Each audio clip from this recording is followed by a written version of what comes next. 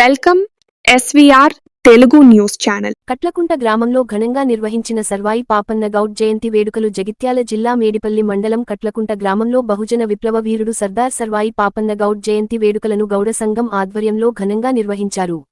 ఈ సందర్భంగా పాపన్న గౌడ్ చిత్రపటానికి పూలమాల వేసి నివాళులర్పించారు.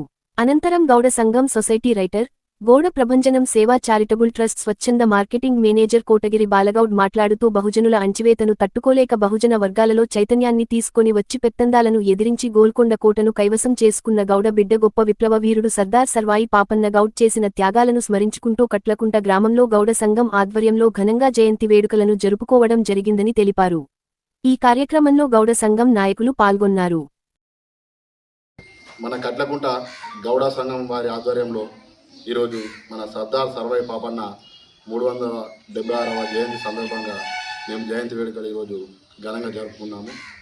మరియు మన బహుజన చక్రవర్తి అయినటువంటి మన సర్దార్ సర్వాయి పాపన్న గారు మనకు చాలా విధాలుగా పోటీ పడుతూ యుద్ధాలు చేస్తూ మన గౌడ కులానికి, బీసీ వర్గాలకు, బడుగు బలహీన వర్గాలందరికీ ఏకదాటిగా ఉంటూ మనకు చాలా మనం అందరిలో ఎలా ఉంటామనేది ముందరికి తీసుకొచ్చి గోల్కొండ కోటలో యుద్ధం చేసి మన పెద్ద బహుజన చక్రవర్తి అయినటువంటి సర్దార్ సర్వాయి పాపన్న గారికి ఈరోజు ఘనంగా జయంతి వేడుకలు నిర్వహిస్తున్నాము.